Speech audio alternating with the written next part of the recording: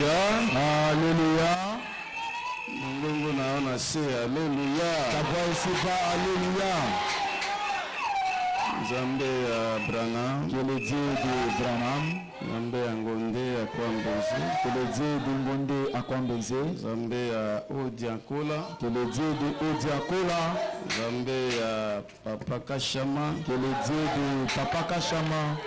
Nzambe na basali. Que le Dieu des serviteurs. Pe abasantu Et des saints. Na Nzambe na ngai moke kati na bango. Et mon Dieu à moi le tout petit au milieu d'eux. Apambola yo na kombo na Yesu Kristo. Que bénisse au nom de Jésus-Christ. Merci na Nzambe. Merci à Dieu. On a repesa biso moko na lelo. Pour nous avoir accordé la journée d'aujourd'hui. Afin que nous puissions venir faire un peu de bruit.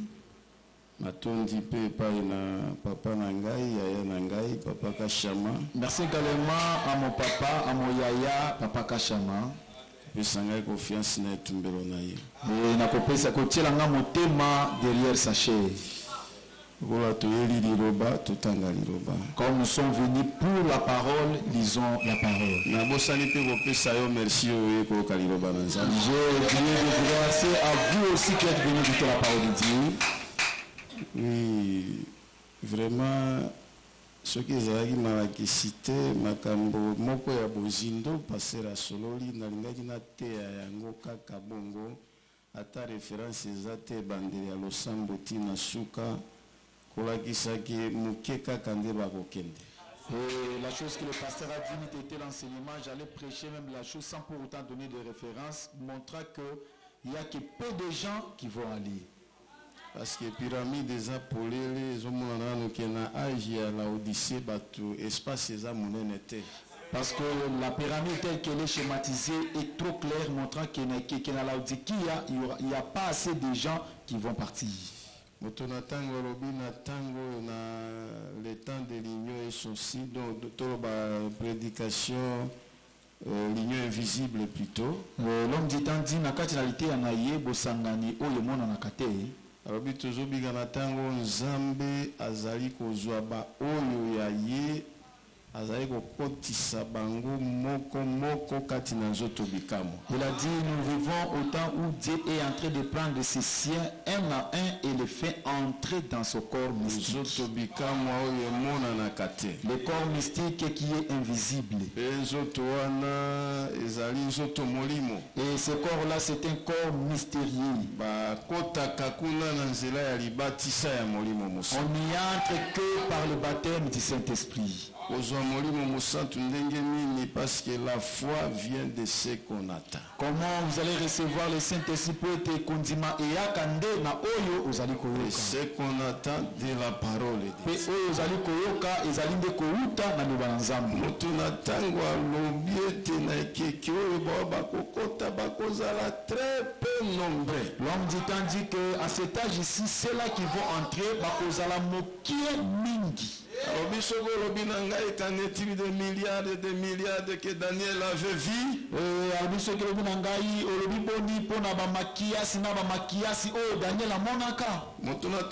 Ça c'est là les résultats de 6000 adisali depuis la création jusqu'au jour.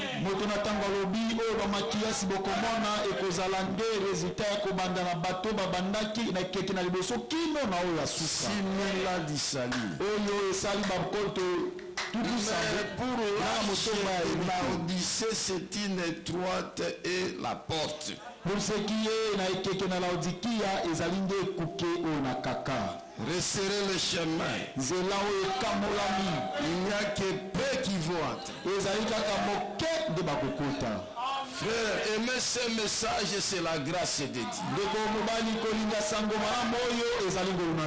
Venir écouter ce message, laissez vos occupations, c'est la grâce de Dieu. Oh,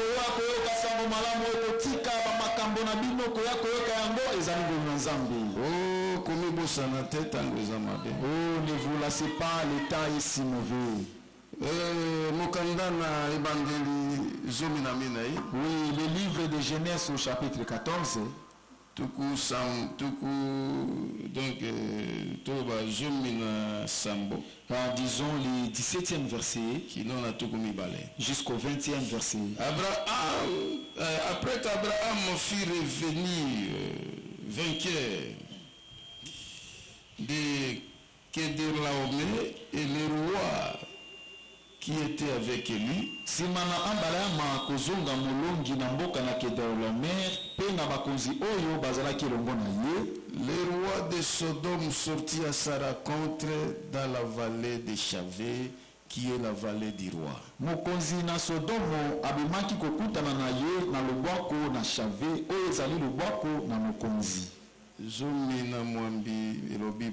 verset 18, il est dit ceci. Melchisedec, roi de Salem, mokonzi na Salem, fit apporter du pain et du vin. Ye amemaki lipa pe vino.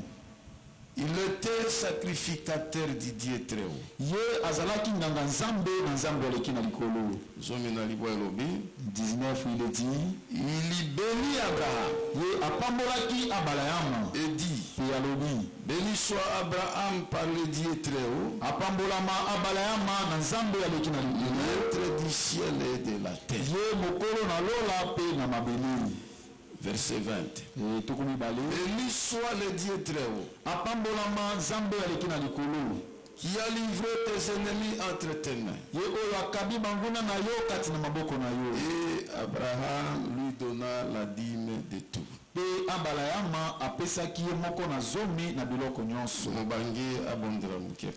l'ancien prie brièvement pour nous.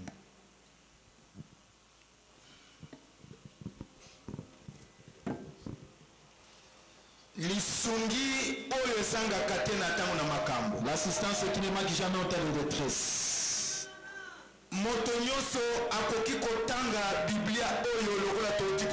Toute personne peut lire cette Bible telle que nous venons de le faire. Et l'interpréter. C'est là que se trouve le problème. Et l'honneur et la gloire te soient rendus. Parce que tu nous as donné des dons. Ils ne savent pas seulement lire, mais qui savent les noms. Ce soir, l'air de dons que toi tu as préparé, que tu as placé dans nos cœurs. Toi tu as fait qu'au travers de lui que toi tu agisses. Est-ce que ce soir que tu confirmes la parole?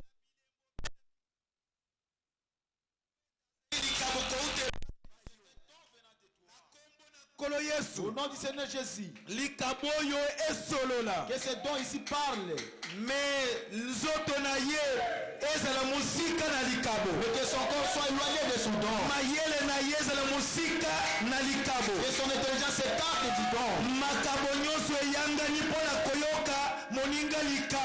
Tous les dons qui se sont réunis pour écouter leur frère don. Au nom de Jésus-Christ, c'est le temps de don qu'il faut faire pour la purification du peuple. Pour la bénédiction du peuple. De ton peuple. Pour le perfectionnement de est-ce que les dons agissent? Les petits dons. Ce soir, que nous t'attendons pas comme les pharisiens, comme les élites, les élites de la les enfants d'Abraham. Pambola liloba, la parole, pambola motei, pambola molimboli, pambola matoi na biso, nos oreilles, moluna yo yika na likolo na biso mokonzi. Maladie ebika, solution ezwa na makambo na biso. Dans nos problèmes, toyaki na bozito, tu es venu lourde, tozonga pepele. Si brillant. Merci kolo, merci Seigneur, pona koyoka biso, poto bondeli, na kombo na Yesu Christ, de Jésus-Christ. Amen. Amen. Applaudissez pour le Seigneur.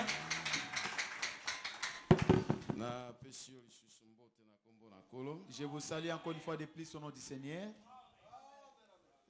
Bénédiction tabernacle na lobi na yoboy. Et Lipamboli Mongobo, je vous dis ceci. Avant que nous entamions notre troisième partie,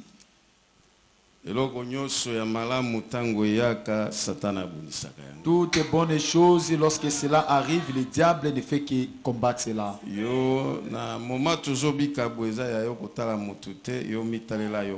Au moment que nous sommes en train de vivre, il est temps pour vous de ne pas considérer à d'autres personnes, de regarder à vous-même.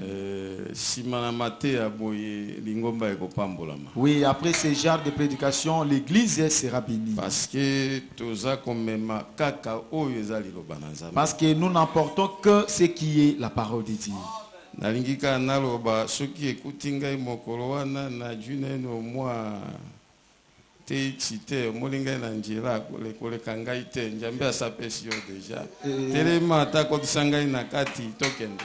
je suis en train de dire, s'il arrivait que la bénédiction de cette église est arrivée, que je n'ai pas encore acheté mon TX, lorsque vous serez de passage avec votre véhicule, ne me dépassez pas s'il vous plaît. Prenez-moi par-dessus et accompagnez-moi.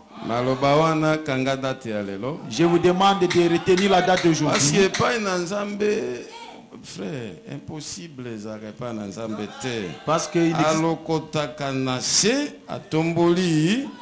parce qu'il n'existe pas d'impossible à Dieu. Il ramasse de la poussière et il l'élève très haut. Le Dieu que nous adorons, il peut retirer quelque chose dans le néant. Ne vous considérez pas en disant comment j'y arriverai. Là où vous y arriverez, c'est le problème de Dieu lui-même. La dîme.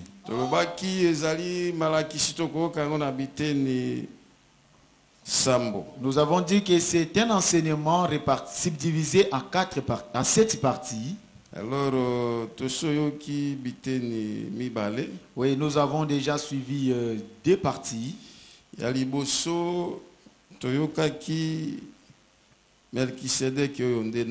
À la première partie, nous avons vu qui était ce Melchisedec. Et Toyoka qui était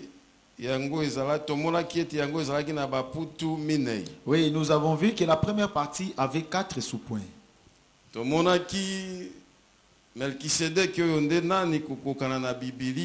Et nous avons vu à la première sous-point de la première partie, nous avons vu qui était ce Melchisedec selon la Bible. Conformément na kondimana na oya kalape o nasika. Conformément au livre de Genèse et au livre des Hébreux. À la deuxième sous-point, nous avons vu sur ce qu'était la Bible. Et qui sont ceux-là qui ont écrit la Bible?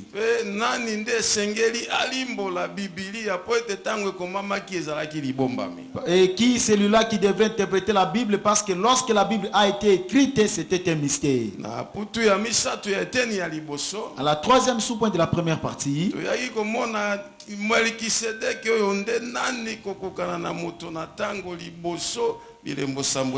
nous avons vu qui était ce Melchisedec selon l'homme du temps avant l'ouverture des sceaux. Et à la quatrième sous-point,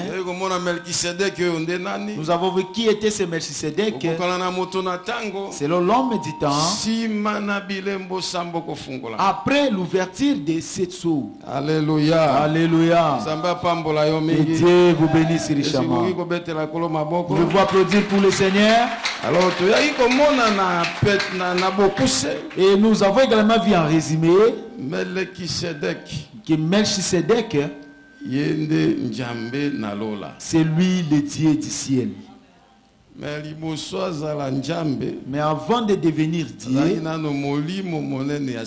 il était encore le grand esprit éternel. Il se nommait Elohim. Tout était en lui. Il ne pouvait encore l'exprimer. L'homme du temps dit qu'à ce moment-là, il ne pouvait être appelé Dieu. Parce que le nom Dieu, ça signifie un objet d'adoration. Et il n'y avait rien pour l'adorer à ce moment. Pe na tango wana azalaki molimo monene eloko na osambela Tout ezalaki te. était en lui. Nyonso ezalaki kati na Sande ye. kona mbote ngai na yope tozalaki kuna. Salut ton bien-aimé, Dieu et moi et vous, nous étions là. Nde yango lelo tomoni sami na nzela na mongongo na mwanji na. C'est pourquoi aujourd'hui nous sommes manifestés au travers de la voix de cet manche. Alléluia. Alléluia. Maintenant moto na tango lobi tango alingi amonisa oyo ye ayalaki. Maintenant l'homme dit, lorsqu'il a voulu exprimer ce qu'il était, Oyo ezalaki kati na ye. ce qui était en lui, Ne pole moko ya pembe ebimi kati na ye. c'est alors qu'une petite lumière sortit de lui. Ole wana nde babengi yango logos. Et c'est cette lumière qu'on appelle la Logos. Théophanie. Zoto molimo, Colonne de feu. ikozina moto, Dieu le Père, Nzambe tata. le maître du ciel et de la terre. Ye mokolo na lola pe na mabele. Alléluia. Alléluia. La parole au commencement. Liloba o na ebandeli. Dieu au-dessus de. Nzambe likolo na biso banso. C'est cette forme-là qu'Abraham avait racontée dans Genèse 14, là où nous venons de lire. Ezali na lolenge o wana nde Abrahama akutanaki na Pour nos jours ou bien de nos jours. et ezali pona mikolo na biso to mokolo na biso. Je pense que vous me suivez très bien. Nous, Nous ne sommes pas en train de vous prêcher les choses qui ne se trouvent pas dans la Bible. Nous ne sommes pas non plus en train de vous parler des choses que Branham n'a pas parlé.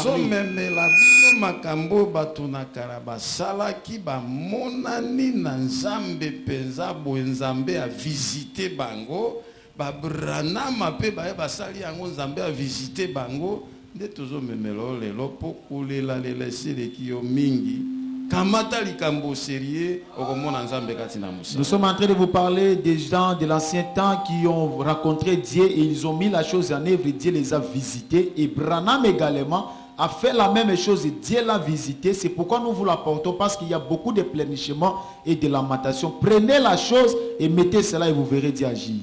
Pasteur Nangina Lobanayo, Ezalika n'arrive droite tende, Bapambolami, na commune pe, Makamboleka ki makasi, bato babongoli mitema, babongisi, bafuti banyongo ya badime, na zoaki ba témoignage. Pasteur, j'aimerais vous signaler que ce n'est pas seulement à l'église de Shalom, de la rive droite de la Tchoup, que les gens étaient bénis, c'est aussi à la grande église. Il y a eu beaucoup de gens qui se sont rendus auprès du pasteur pour se repentir. Ils ont payé les dîmes, ils ont mis les choses en ordre et il y a eu beaucoup qui sont bénis. Et ce Dieu-là est ici avec eux. Et le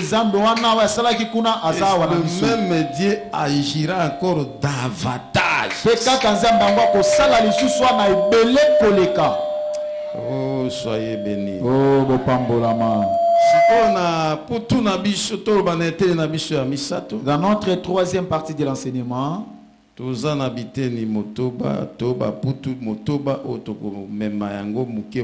nous avons 6 sous-points que nous allons apporter P à P. Dans notre premier sous-point,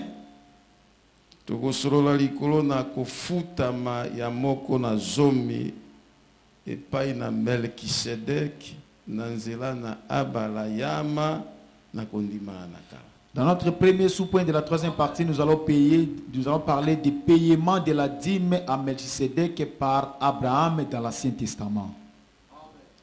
Dans notre deuxième sous-point,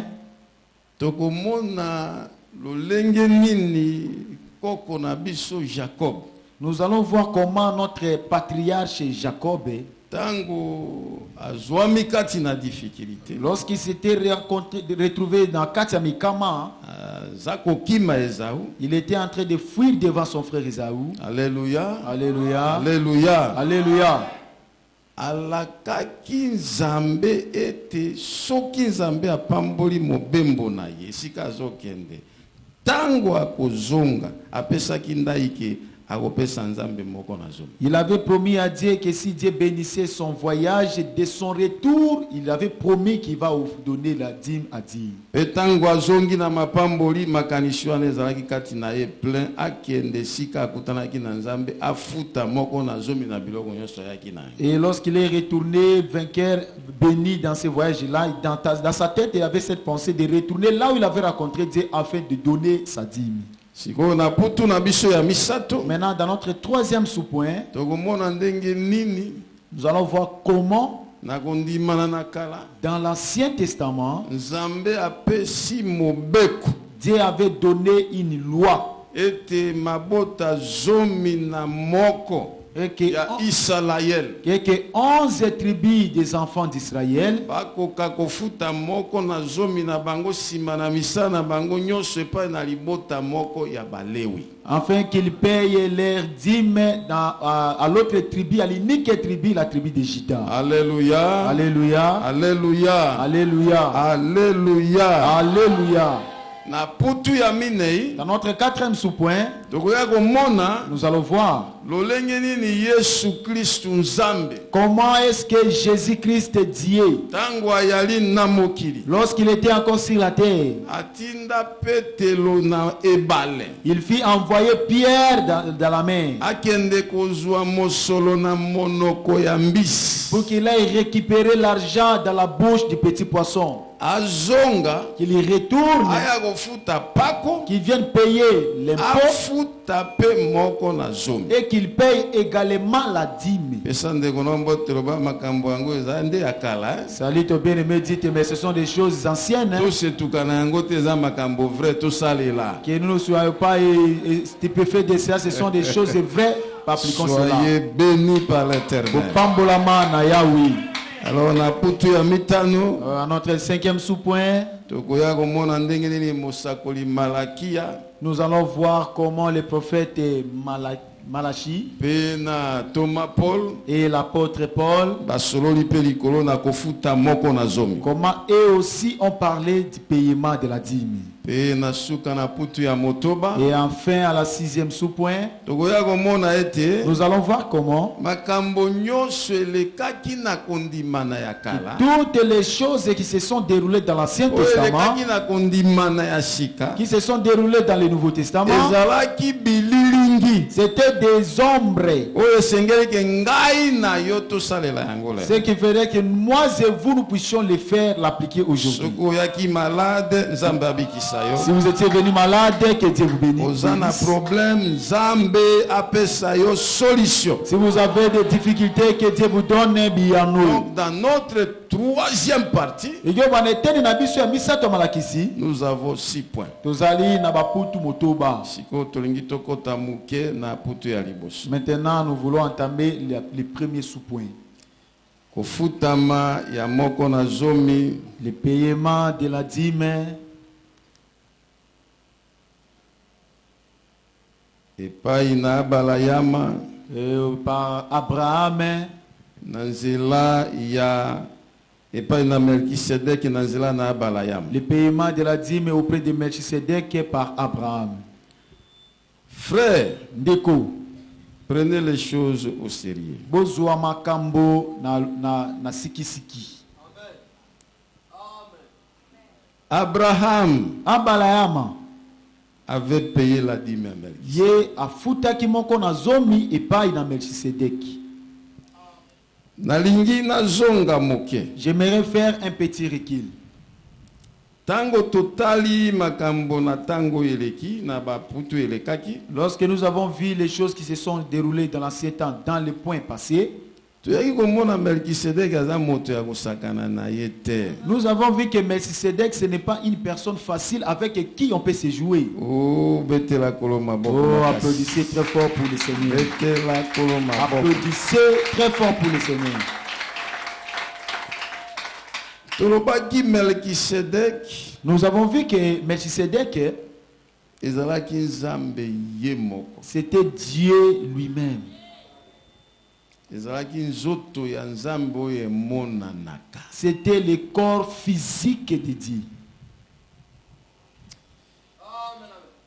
Melkisedek ende njambe tata. Melchisedec, c'est Dieu le Père. Moto na tango alobi na biso L'homme du temps nous dit njambe tata nde liloba na ebandeli. que Dieu le Père, c'est lui la parole au commencement. Yende likonzi na moto. C'est lui la colonne de feu.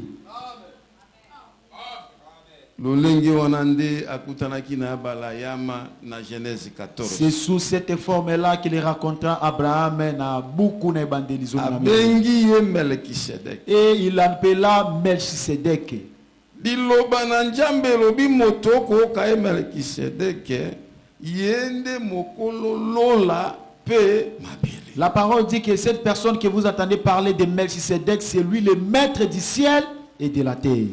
Melchisedek dont vous entendez parler, il ne tire pas son origine des humains. Ce sont les humains qui tirent leur origine de Melchisedek et non lui des humains. Ayali pe na généalogie. Azali pe na bokitanité et c'est kauteli. Moto abala ya makutana kinaye. La personne qu'Abraham avait rencontrée, aina bandeli ya mikolote. Il n'a pas le commencement des jours. Ai pe na suka ya mikolote. Il n'a pas également la fin de vie. Nzambe pesa bana na yo somo na makambo. Oh Dieu, donne la crainte à tes enfants de se pour ces choses. La personne qu'avait rencontré Abraham, il n'avait pas de père. Il n'avait pas non plus de mère. Oh, quel genre de personne mystérieuse. L'homme du temps dit, il a dit il n'était pas non plus un fils. Alléluia. Alléluia. Mais il était le père du fils. Il était le Dieu fils. Applaudissez très fort pour le Seigneur. L'homme du temps nous avait dit que c'est Melchisedek qui avait rencontré Abraham.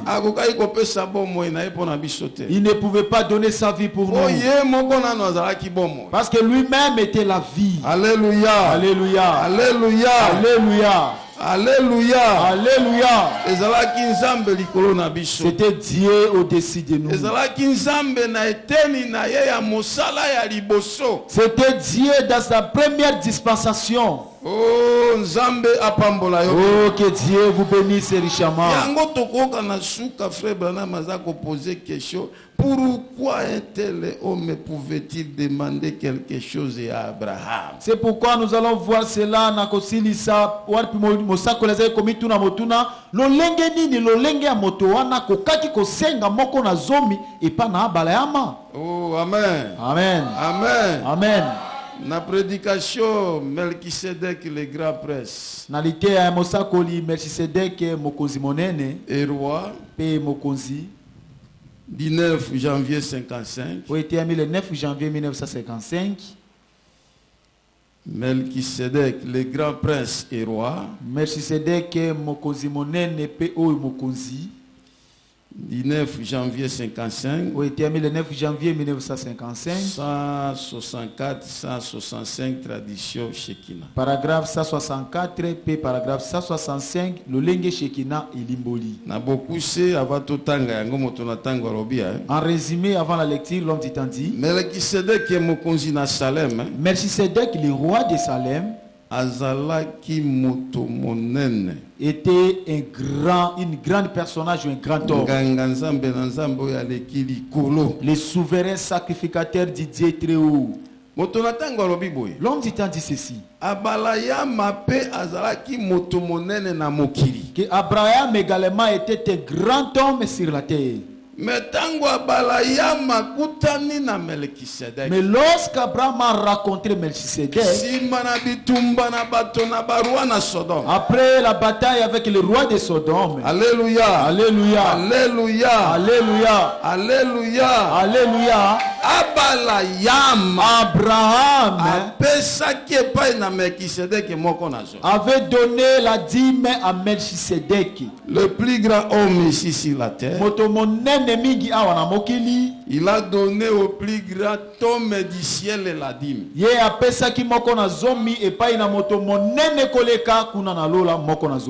est-il mon frère? Bon, en français, ceux qui n'ont pas nani mon frère, na bango na français nini. Qui suis-je mon frère?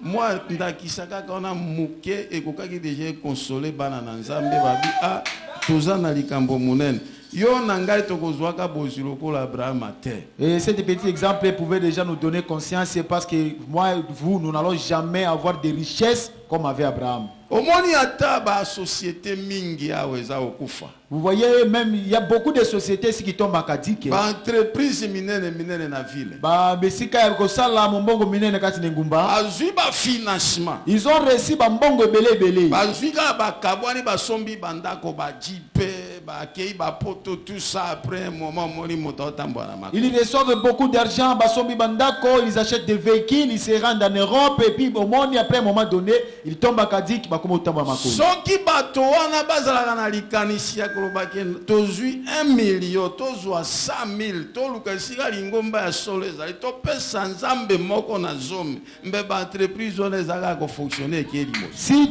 tous ces hommes-là qui se trouvent dans ces entreprises avaient dans leur cœur l'idée de penser que comme nous avons reçu $1 million américains, cherchons une église où il y a la vérité, offrons un dixième de cette somme à Dieu, toutes ces entreprises allaient progresser et pouvaient continuer à aller de l'avant. 164. Paragraphe 164. Au lieu de faire la chose, ils ne veulent pas le faire. Ils s'aiment plus que Dieu.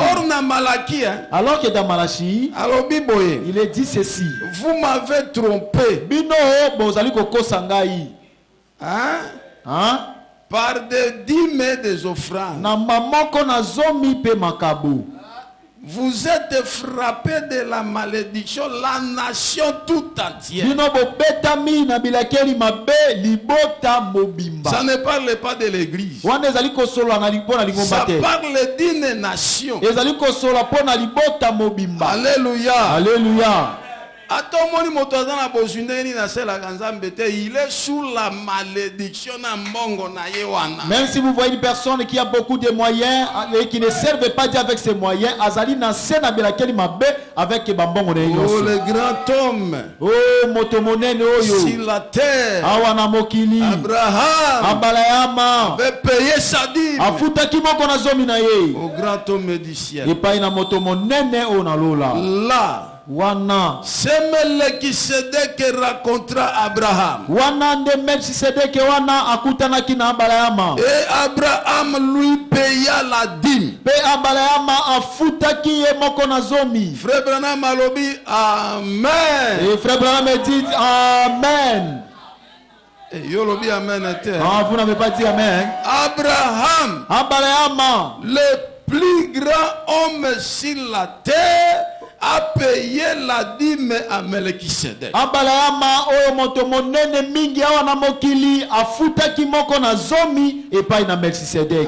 n'avait pas une église, frère. Alléluia. Alléluia. Alléluia. Alléluia. Il a vu qu'il avait beaucoup de richesses et il faut quand même qu'il puisse donner une partie à Dieu.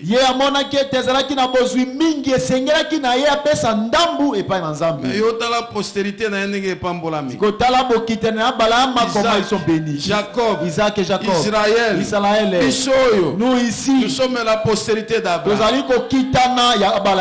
Oh, que Dieu vous bénisse. Le roi de paix, le roi de Salem, le roi de justice. Et 165. Paragraphe 165. Et il était un prince. Amen. Amen. Il était un prince. Il était un roi. Il était le serviteur du Dieu très haut. Nasuka frère Branham alobi qui était Jésus. Et à la fin, frère Branham dit oh ezalaki Yesu. Applaudissez très fort pour le Seigneur. Ce n'était pas Jésus dans la chair. Ezalaki Yesu te kati na nzoto. Jésus sous la forme spirituelle. Ezalaki Yesu na lolenge na molimo. Parce que ce que Melchisedec, ce qu'Abraham avait fait avec Melchisedec, ça préfigurait la venue de Jésus. Que Dieu vous bénisse. Est-ce qu'on dit mieux que Melchisedec abalaya mamoto munene afutaki Melchisedec moko na zomi? Est-ce que vous croyez que Abraham le grand homme sur la terre a payé la dîme à Melchisedec? sikoyo nalingi nakotisa mwa vitesi moko. Maintenant, j'aimerais d'abord ajouter une petite vitesse. Frère, Ndeko. likambo ya kokamwa. Et une chose étonnante. Simana Abraham kofuta moko nazomepa na Melchisedek. Après qu'Abraham ait payé la dîme à Melchisedec, Si vous regardez, vous considérez dans la Bible et dans les prophètes, Dieu avait accompli de grandes choses avec Abraham. Après quoi, à 175 ans, Abraham fut décédé. Après la mort de Sarah, son épouse. Mais la chose qui m'étonne est celle-ci. Des milliers d'années se sont écoulées. Parce que normalement, conformément à la parole, lorsqu'une personne meurt, 72 heures après, il faut qu'on décomposer. Alléluia. Alléluia. Alléluia. Alléluia. Lorsque Jésus est venu dans le monde, lorsqu'il a fait ressusciter tous les saints de l'Ancien Testament, Abraham et Sarah, son épouse aussi, furent ressuscités. Suivez très bien la chose. Saisissez cela très bien. Dans cette résurrection, ils se sont ressuscités avec le corps semblable au corps du Seigneur, c'est-à-dire le corps glorifié. Maintenant, ces ressuscités ont dit au Seigneur en disant: faut nous accorder les fils qu'une petite capacité. Essayons au moins de sillonner dans cette vieille ville ici. Et Yemkolo les a dit: marcher. Parce que je suis d'abord avec mes disciples pendant 40 jours. Abraham après la résurrection.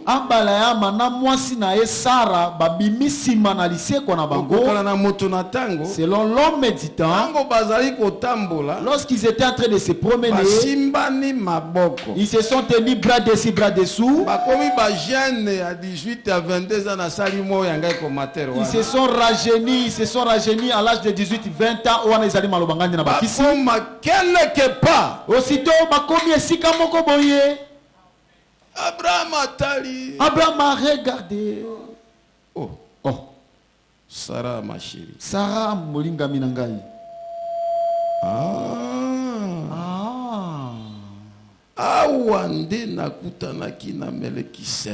C'est ici que j'avais rencontré Melchisedec. Et c'est ici que j'avais pris ma dîme et je lui avais donné. Frère, Ndeko, quand j'ai lu ces choses, ça m'a dépassé. Un homme, quand il était sur la terre, dans cette chair, le corps du péché, il a payé la dîme.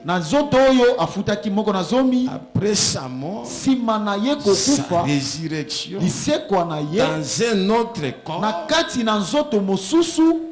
en marchant avec sa femme, sur l'ordre du Seigneur. Pourquoi il n'a pas reconnu d'autres endroits? Seulement là où il a donné à Melchisedec la dîme.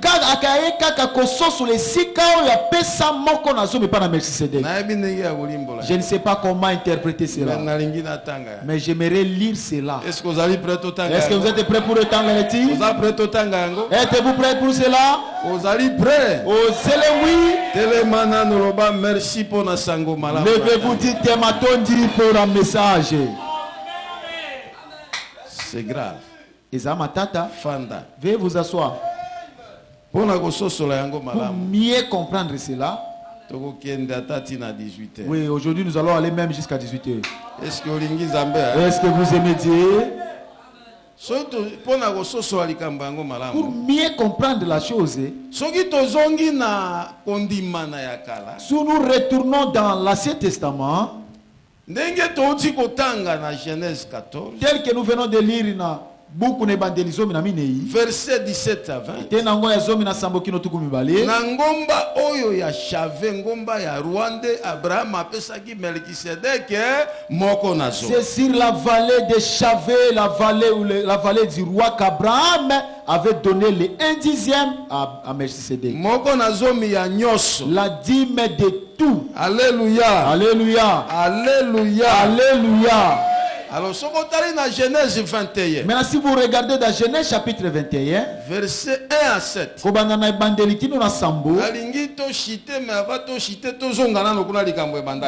que nous puissions chiter, mais avant de chiter, retournons là où la chose a commencé. Lorsqu'Abraham a totalisé 100 ans de vie, c'est alors qu'ils ont mis au monde leur premier-né Isaac, lui et sa femme Sarah.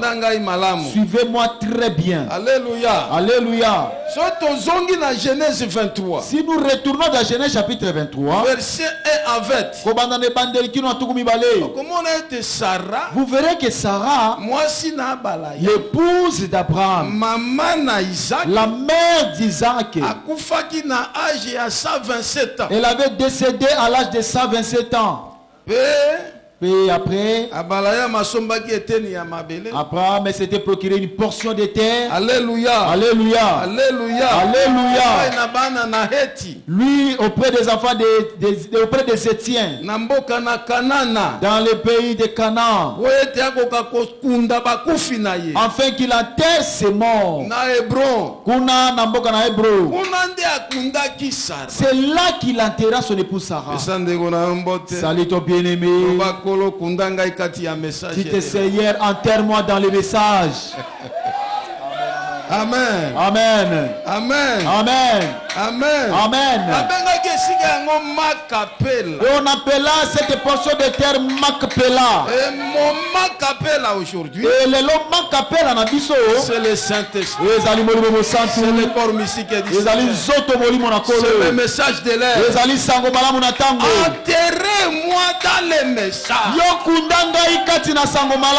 Ami prédicateur, prêchez la parole selon la pensée de William Branham. Et vous verrez les œuvres dans l'église.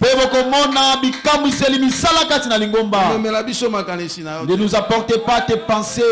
Comment un homme qui avait payé la dîme étant dans la chair, il est mort des années après, Jésus est venu, il est ressuscité dans un autre corps, il pouvait reconnaître cet endroit. C'est un mystère.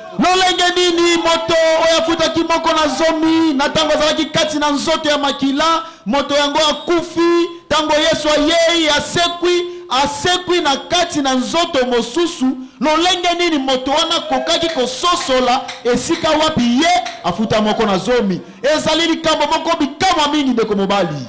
Ça c'est un mystère pour moi. Et ça reste gravé dans mon cœur. Dieu assiste-moi. Abraham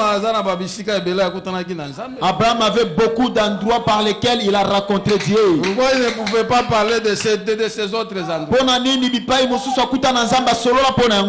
Oh, applaudissez très fort pour le Seigneur. Amen. Amen. Est-ce que vous aimez Dieu? Aimez-vous Dieu? Que Dieu vous bénisse richement. Vous allez quitter. Si vous retournez dans Genèse chapitre 25, vous allez voir que Abraham, après la mort de son épouse Sarah, Amen. Amen. Abalaki mwasi mosusu. Il avait épousé une autre femme. Babengi ye Ketura. Et s'est nommé Ketura. Baboti na ye bana ebele. Ils avaient mis au monde beaucoup d'enfants. Mais tango awokisi Et 175. lorsqu'il a totalisé 175 ans de Mon vie, pepe na nzambe ebimikati ya le balaya. souffle de Dieu a quitté le corps d'Abraham. Et babalaya makufi. Et Abraham était mort. Tango akufi. Après qu'il est mort, Alléluia. Alléluia, Alléluia. Alléluia, Alléluia. Alléluia. Isaac On a Ismaël. et Ismaël, son frère, Oyo azalaki mwana ya makango. qui était Mwana ya l'enfant, mosali. qui était l'enfant de la servante. Balobi tokunda père na biso esika mosusu. Ils ont dit, nous n'allons pas enterrer notre papa dans un autre endroit. Makapela kaka. Seulement à Makapela. Petela kolo maboko. Applaudissez très fort pour le Seigneur. Amen. Amen. Amen. Amen. Kaka sika totiaki Sarah. Seulement là où nous avons enterré Sarah. Leo nande tokamata père Et totia. c'est là que nous allons enterrer notre père. Enterre-moi aujourd'hui dans les 7 sceaux. Kundanga ilelo katina bilembo sambo.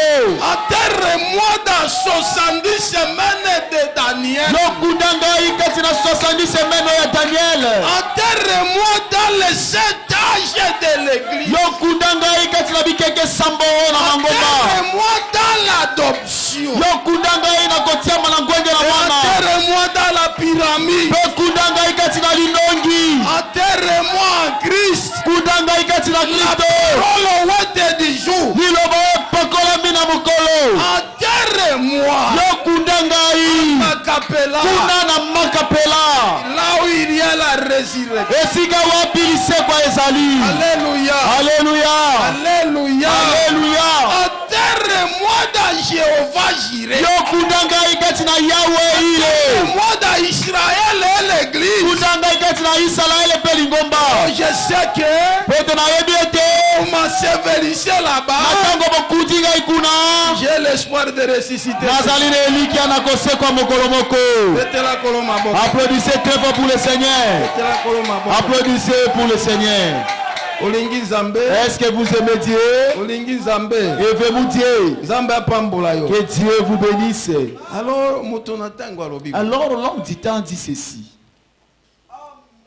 Mate yango eza mingi. Oh, cette prédication est trop vaste. Basantu ya kondimana na kala. Les saints de l'Ancien Testament, Baoyo bandimelaki Nzambe. ceux-là qui avaient crié à Dieu, Tango bazalaki kokufa. lorsqu'ils mouraient, Po ete bazwaki bomoi na nzela ya liloba na tango na bango. parce qu'ils avaient révisé la vie au travers la parole de leur temps, Bazali kokunda bango kaka na Palestine. on les enterrait seulement dans le territoire appelé Palestine, Na Makapela. seulement à Makpela. Petela kolo maboko. Applaudissez très fort pour le Seigneur.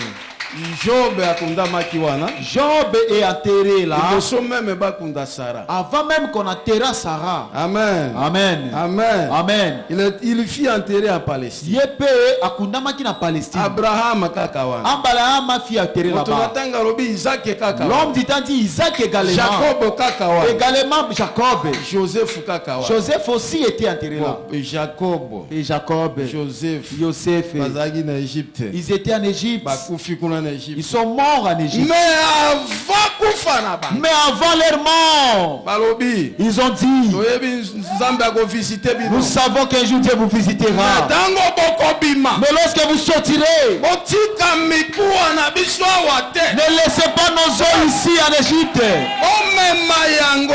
Prenez cela, Okende kotie yango allez le déposer na Palestine. là-bas en Palestine. Pona nini? Pourquoi? Ayebaki ete Ils savaient na que Palestine. c'est là en Palestine Liseko ekoki. que la résurrection aura lieu. Betela kolo Yesu. Oh, applaudissez pour le Seigneur Jésus-Christ. Betela kolo maboko. Applaudissez pour le Seigneur. Betela kolo maboko. Applaudissez pour le Seigneur. Est-ce que olingi Nzambe? Est-ce que vous aimez Dieu? Joa yango muke mwa ndambo oyo. Recevez cela un tout petit peu comme ceci.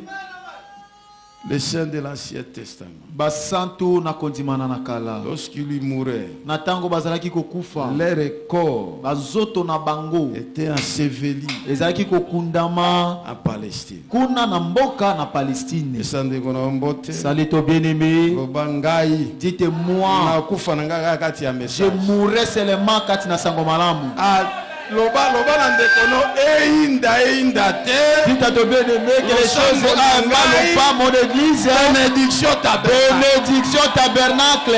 Et si quand Christ azali. Là où Christ se retrouve. Amen. Amen. N'oubliez pas que nous cherchons Abraham et Sarah après la résurrection, comment ils ont reconnu cet endroit. Bobo sanate tozali ndeko luka lolenge nini abala ya mana Sarah simana iseko na bango ndenge nini bakene ko kumona isika bafuta kimoko na zo. Les sauts de Pâques. Finalité ya mosakoli elembo ya Pasika. Wana ozozwa place bazali kokunda basantu ya kala na nzoto na banzoto na bango. Et là vous trouverez les références là où Frère Baron parle de là où on ensevelissait les saints de l'Ancien Testament leur corps. Les sauts de Pâques. Elembo o ya Pasika. Il y a le 10 avril 65. Qui est prêché le 10 avril 1965. Les sauts de Pâques. Elembo na Pasika. Il dit avril 65. Où était mis le 10 avril 1965. 197. Paragraphe 197. À 206. Qui non a paragraphe 206. Paragraphe 206. À 197 à 206. Comme dans le paragraphe 197 qui non a paragraphe 206. Tradition Canada. Le langue Canada et Limboli. Alléluia. Alléluia. Au Kamatili sous l'ensevelissement. Aux unités à Mosakoli Kokundama. L'ensevelissement. Kokundama. Il y a le 20 avril 1957. Où était mis le 20 avril 1957. Paragraphe 17 à 27. Kobandana paragraphe 17 qui non paragraphe 27. 36 et 35 à 36. Kobandana paragraphe 35 qui non paragraphe 36. Okomona kuna ndenge nini basantu ya kalabaza kokundama na Palestine. Vous verrez là-dedans comment les saints de l'Ancien Testament étaient enterrés kuna na mboka na Palestine. Oh, Yesu azwa maboko makasi. Oh, que Jésus reçoive des acclamations. Moto na tango alobi boye. L'homme dit ceci. Alobi boye. Il dit ceci. Basantu ya kondimana. Les saints de l'Ancien Testament. Tango bayali kokufa. Lorsqu'ils mouraient. Bamiloko na bango. Leurs âmes ezali kokende na paradis. Allaient tout droit au paradis. Amen. Amen. Salut ton bien-aimé. Dites si je meurs aujourd'hui dans Christ, l'esprit retournera auprès du Père. Mon âme prendra un autre corps. Cela va se rendre à la 6e dimension. C'est mon corps qui sera enseveli. Mais le jour de la résurrection, tout redeviendra un même allié. Soyez bénis de Dieu. Soyez bénis de Dieu. Lorsqu'ils mouraient, leurs âmes se dirigeaient tout droit au paradis. Sous le sang des brebis et des bêtes. Il ne pouvait pas aller dans la présence du grand Dieu. Ils entendaient la venue du Messie afin qu'il ressuscite.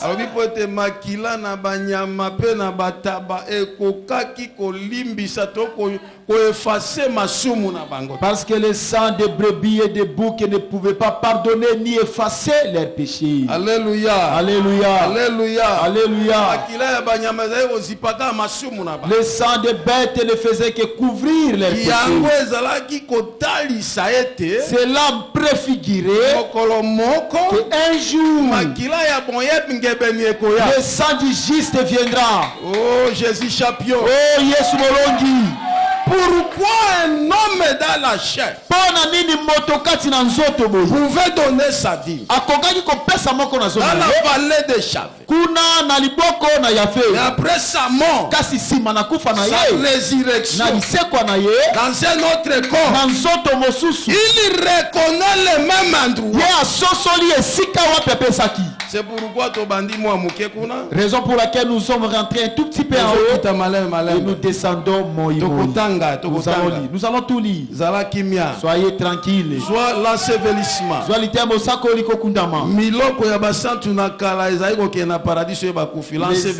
Les âmes des saints de l'Ancien Testament partaient à paradis après leur mort.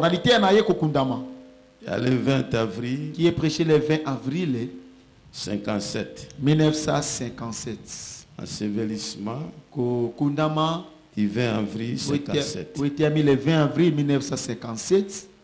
Paragraphe 38 à 45. Tradition Shekina. Paragraphe 38 qui nous paragraphe 45. Le lingue Shekina à Limboli. Applaudissez très fort pour le Seigneur. Dites à ton bien-aimé, salile, salile. Dites-lui les saints de l'Ancien Testament. Lorsqu'ils mouraient, leur corps était enterré à Makapela. Parce qu'ils savaient que là-bas, il y aura la résurrection. Mais leurs âmes se dirigeaient au paradis. Entendant la résurrection. Oh, que Dieu vous bénisse richement. Que Dieu vous bénisse. Est-ce que vous aimez Dieu? Moi je dis que Dieu vous donne en abondance. Si vous étiez venu malade, soyez guéri au nom de Jésus-Christ. Ok. Ok. Pour aller vers la fin, avant que nous puissions lire notre déclaration, l'homme du temps est venu nous montrer. Il a dit lorsque Jésus-Christ est venu sur la terre, il a travaillé pendant 3 ans et demi. Et après quoi, il était mort. Après qu'il fut mort, 70e semaine de Daniel. C'était pour accomplir la première partie des 70 semaines de Daniel. Alléluia. Alléluia. Alléluia. Alléluia. Il a dit lorsqu'il est mort, son esprit est retourné au Père, son âme à lui. Alléluia. Alléluia. Alléluia. Alléluia. Dans les corps théophaniques, c'est là a commencé le voyage. Vous voyez, Frère Branham dit ceci. L'Ancien Testament. Na kondimana o nakala. La prédication Jésus glorifié. Na litea na ye Yesu oyo akumisami. À partir du paragraphe 49 kokita 50. Commençant par le paragraphe 49 jusqu'au paragraphe 50. Alobi ezalaki na eloko la canal. Il a dit il y avait quelque chose comme un canal. Alléluia. Alléluia. Tableau est difficile. Notre tableau est un peu inaccessible. Le canal wana ezaloko la esika to fandi boye. Bon, il a dit ce canal là c'est comme l'endroit où nous sommes assis. Ah ouais, to fandi bato mabe bazali, bato malamu pe bazali. Ici là où nous sommes assis, il y a des mauvaises personnes, il y a aussi des bonnes personnes. Amen. Amen. Est-ce que vous entendez bien? Est-ce que vous me suivez très bien? Sikoyo simape na kufa. Maintenant, après la mort également, il y a aussi deux chemins.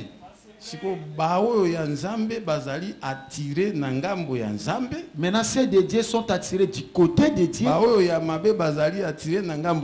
Et ceux du malin ou des mauvais sont attirés de ces mauvais côtés. Maintenant, l'homme du temps est en train de dire ceci.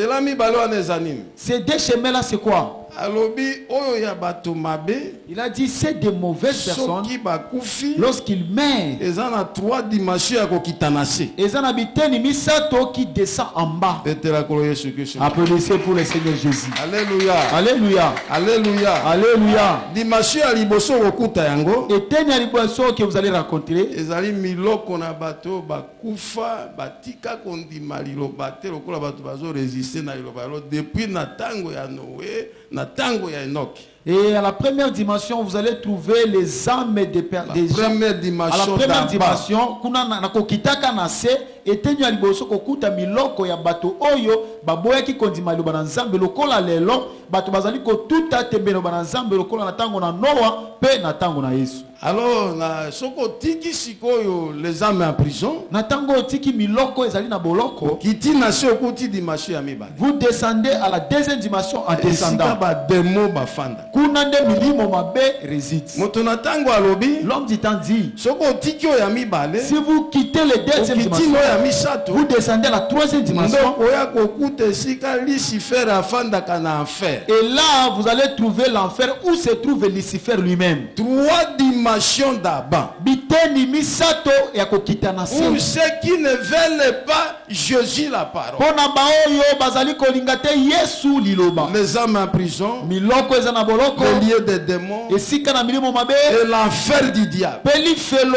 oya Satan. Mais moto na tango alobi Mais boye. l'homme du temps dit ceci. Pona ba oyo ya Nzambe. Pour ceux de Dieu, Biteli pe za misato il y a aussi 3 dimensions en montant. Amen. Amen. Amen. Amen. Bete la kolo Yesu maboko. Applaudissez pour le Seigneur Jésus. Alobi ba oyo ya Nzambe. Il a dit c'est de Dieu. Soka kufi. S'il meurt, Molimo mosanto akamati ye. le Saint-Esprit le prend. Ke na ye na etumbelo. Il part avec lui sous l'autel. Dimension ya liboso yango. Ça c'est la première Ya dimension. komata. En montant. Likolo na etumbelo. Au-dessus de l'autel, Okuti ba angelu. vous trouvez il y a des anges. Likolo na ba angelu. Au-dessus des anges, Okuti lola ya lola oyo Nzambe afanda. vous trouvez le ciel des cieux où se trouve Dieu lui-même. Est-ce que olingi Nzambe? Est-ce que vous aimez Dieu?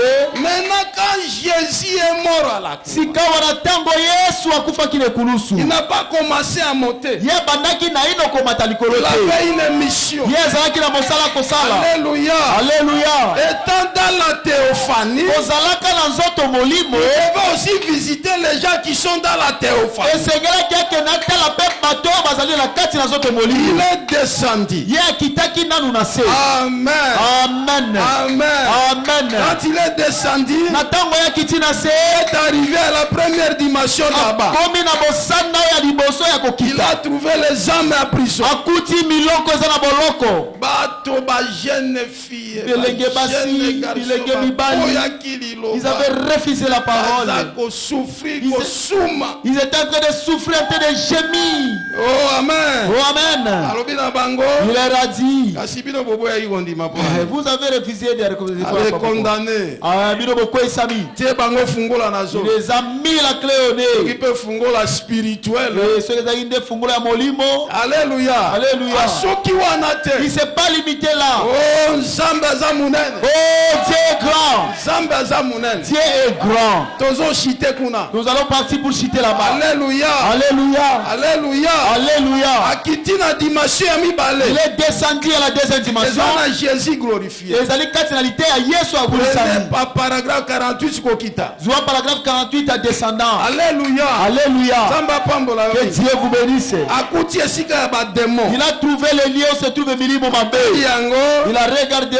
aleki. Il a dépassé. Nguluma Il nguluma. était en train de hurler là-bas. Bato batungisaka nga na bautaka esika mabe. Les gens qui vous tourmentent et vous aiment viennent dans des mauvais lieux. Matango alobi. L'homme dit a dit. Alléluia. Alléluia. Il ne pouvait pas seulement rester là-bas. Ye akokaki kaka kosuka kozala Il kuna faut te. qu'il puisse visiter le 3e dimanche. Esengelaki na ye avisite bosando ya misato ya La kokita. dimension d'Abba. Esika oyo anase Là où il y mingi. avait Lucifer Esika Lucifer azalaki avec la clé na mafungola de la mort ya kufa et du séjour de na yolo. Bete la koloma. Applaudissez pour le Seigneur. Et il est entré, Pe akotaki kuna il a toqué. ye atoke na pote. Lucifer a moni boye. Lucifer abisela. Abimi. Il est sorti. Oh nasi na zu. Il a dit oh j'étais eu. Kanisa qu'on dirait na bomaki yo. J'ai pensé que je l'avais tué. Bomaki Abel. Lorsque j'ai tué Abel. Yesu alobi na ye. Jésus lui a dit Okosi bato mingi hein. tu as trompé beaucoup de gens. Akawa. Viens ici. Aringa te pa te pa. Il a voulu te. Double patte. Le Seigneur lui a donné un coup de pied. Alléluia. Alléluia. Alléluia. Alléluia. Abotoli mafungola. Il a ravi les clés Yakufa. de la mort Pena et ewe. du séjour de mort. Tena loketo. Il a mis sur sa hanche. Oh Jésus merci. Oh, Yesu matondi. Jésus merci. Yesu matondi. Jésus merci. Yesu matondi. Et avant son départ, Kasi liboso yake nde. il a laissé la clé du royaume des cieux à Pierre. Ye atikaki mafungola na bombo ye epai na Petelo. Moi j'aime prêcher le message. Ngai nalingi kotesa malamu. Répétez William Branham. Kozongela William Branham. Betela koloma boko. Applaudissez pour le Seigneur. Yango azwi yango. Lorsqu'il a pris les clés, Il fait remakale kale il oh. est tombé à la renverse. bénisse. Ne craignez pas. Ne craignez pas la mort. Ne craignez pas le séjour de la mort. Le maître de la terre avait déjà pris les clés. Que Dieu vous bénisse. Maintenant, nous nous remettons d'abord là. Maintenant, nous voulons entrer. Lorsqu'il a fini, lorsqu'il montait vers 2h du matin, c'est alors écoutons ce qui s'est passé là-bas. Est-ce que vous aimez Dieu? Applaudissez très fort pour le Seigneur. Qu'est-ce qui s'était passé là-bas, mes bien-aimés?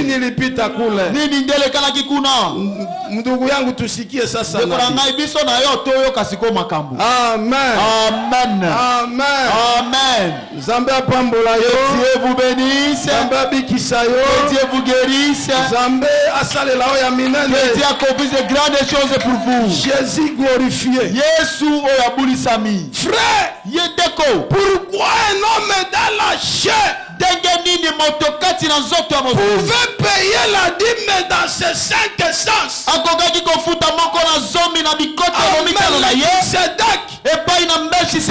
Mais après sa mort, sans opposition. Et quand Jésus est venu, il est ressuscité dans un autre corps. Pourquoi il devait reconnaître cette Maintenant écoutons Branham et Moi. Jésus glorifié. Lorsqu'il montait, écoutez. Du 25 février 55. Où était le 25 février 1955? Paragraphe 53. Paragraphe 53. Rappelez-vous, il y avait d'autres personnes qui avaient eu une révélation.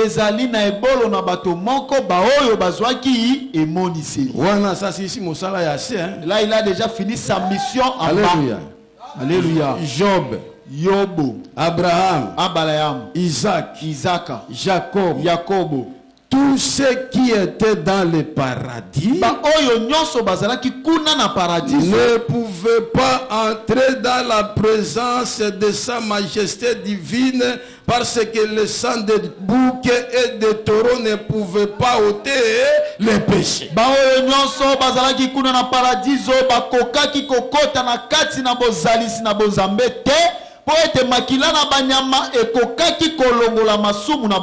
Cela le couvrait tout simplement. Mais maintenant, ils peuvent y aller. Amen. Amen. Amen. Amen. Amen. Le véritable sacrifice, le Fils même du Dieu vivant qui prédomine, le Fils du matin est venu, est mort, et le sang de Dieu lui-même a payé le prix. Et Frère Branham a dit Alléluia. Et Frère Branham a crié oh. Je pense qu'il voyait déjà la chose qu'il ne pouvait pas. La joie était remplie à lui. Et il crie je me sens religieux. Amen. Amen. Amen. Amen. Est-ce que vous aimez Dieu? Remarquez. Je le vois frapper à la porte. Abra, je le vois. Oh, Inspirez mon frère. Oh, Zabapemeli de Konangai. Un prophète Mosakoli. n'a pas besoin du sommeil Yazali na bosenga na kolala te. pour voir un songe ou une vision. Poete ya mona liloto to mono. C'est un homme qui est conscient Azali moto ya de la tongami. manière que sa conscience et sa subconscience sont ensemble. Atongami na lolenge te lolenge na ye amasebone Quand kasana Branham mo. a dit je le vois, Petango plana zobete nazali komona ye. il voit réellement Jésus dans le paradis. Si solo solo azali komona Yesu na paradiso. Alléluia. Alléluia. Ah, comment il a frappé la porte. Lolenge nini Yesu abetaki na ekuke. Amen. Amen. Abraham Abraham. et Sarah étaient assis là au fond. Abraham na Sara mwasi na bafana ikuna na suka. Oh, pasteur Kachama, Oh, bobateli kashama. vous me cherchez ce jour-là. Soki ozali mokolo wana. Oh, quand nous quitterons la terre, Tango tokobima na quand mokili. nous chanterons ces grâces étonnantes. Tango tokoyemba ngolu bikamwa. Si vous écoutez quelqu'un au coin, Totoyeki moto bakokuna na suka. de chanter quelle grâce étonnante, Azali koyemba ngolu nini bikamwa boye. Chama, ça sera Joseph. Bobateli kashama ekozala Joseph elikute. Oh, Nzambe apambola. Oh, que Dieu vous bénisse richement. Kolingi Nzambe, Est-ce que vous aimez Dieu? n'oubliez pas, Bobo sanate. tozo parachité, Tozali kokita. tozo parachité. Tozali kokita. Amen. Amen. Est-ce que Kolingi Nzambe, Est-ce que vous aimez Dieu? tous les autres, Bao misusu nyonso. amen, je les vois frapper à la porte. Motala azalaki kobeta ne kuke. Abraham et Sarah étaient assis là au fond, Abraham na Sara bafana ikuna na suka. ainsi que Job et tous les autres. Wana ezalaki pe na Yobo na baomo nyonso misusu. 10 ans. Bazali koloba. Vous savez, Boyebi hein? je crois que quelque chose s'est passé sur la terre il y a quelques instants. Ngai nandimi ete eloko moko euti kolekana na mokili eumeli batango moke. Ok, écoutez frère Branham. Malamu boyo kandeko Branham. Je peux l'attendre frapper à la porte. Ngai nakoki koyoka Yesu azali kobeta na ekuke. Amen. Amen. On ouvre la porte. Bafungoli ekuke. Abraham a dit, Abraham alobi. Sarah, Sara. regarde ici. Tala kotoyo. Le voici. Tala yeyo. Voici l'agneau de Dieu Tala mwana qui a été immolé depuis la fondation du monde. Uta ebandeli na mokili. Donc comme là on a point la Nous biche. ne sommes pas encore arrivés devant notre Voilà frère. la soupe tozo. Ça là, c'est encore la soupe que nous Je goûtons. peux attendre Daniel dire. Nakoki koyoka Daniel koloba. Amen. Amen. Amen. Amen. Je peux attendre Daniel dire. Nakoki koyoka Daniel koloba. Après avoir regardé, Sima na ye kotala kuna. juste une minute. Mwa minute moko mke. Voilà la pierre. Dans la libanga. Et j'avais vu se détacher de la montagne sans le secours d'aucun. Oyo namonaki kobima likolo na ngomba zangaka lisungi ya loboko ya boto. Amen.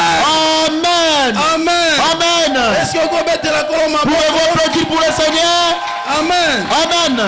Je peux attendre Ézéchiel dire. Nakoki koyoka Ezekiel koloba. Je l'ai vu comme ayant des nuées sous ses pieds. Nakoki komona ye lokola azali na lipata na se na makolo na Lorsqu'il ye. venait, Na ntango azali koya. c'est-à-dire chaque mosantu ya kondimana na kala mona qui est na forme ya mona kala. C'est-à-dire chaque saint de l'Ancien Testament la vie dans la forme où il a vu lorsqu'il était sur la terre. Je peux dire amen à ça. Nakoki koloba mina na yango. Je peux attendre Job dire. Nakoki koyoka Yobo koloba. Je sais que mon rédempteur est vivant. Nayebi ete mosikoli na ngai azali na bomoi. Je tiens là. Nazalaki wana.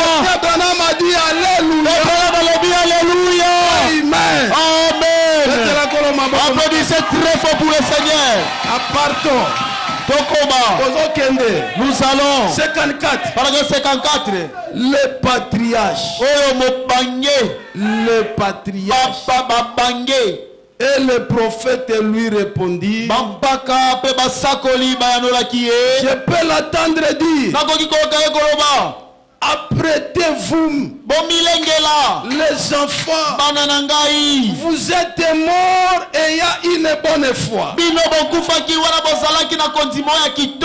Vous avez suivi la voie pourvue par Dieu. Et j'ai frayé une voie maintenant. Alléluia. Maintenant écoutez. Vous allez retourner pour recevoir vos corps immortels. Alléluia. Alléluia. Il n'était pas encore sorti de la tombe. Il ne sont pas encore sortis du paradis. Jésus a dit apprêtez-vous. J'aimerais vous revêtir de corps immortels. Oh, ce jour-là, moi et vous, nous allons revêtir. Mais n'oubliez pas mon petite chose. Pourquoi reconnaître cet endroit après la mort et la résurrection? Quelques minutes, ça sera l'aurore. Et nous devons apparaître sur la terre.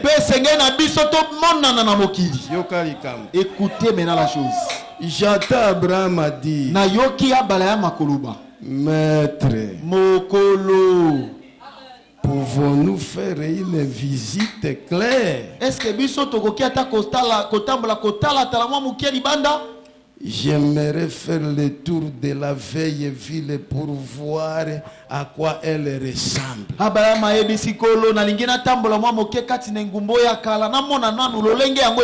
Alléluia. Alléluia. Alléluia. Alléluia. Daniel dit, j'aimerais aller là où je recevais les visions. Il a dit, bien sûr que oui. Je vais y rester plusieurs jours pour parler à mes disciples et leur donner des instructions et sur les choses du royaume de Dieu. Je dois les joindre et le Saint-Esprit vient. Alléluia. Alléluia. Alléluia. Alléluia. Leur dire de prêcher l'évangile et de guérir les malades partout le monde. L'aube pointait. Les anges avaient écarté la pierre à la roula.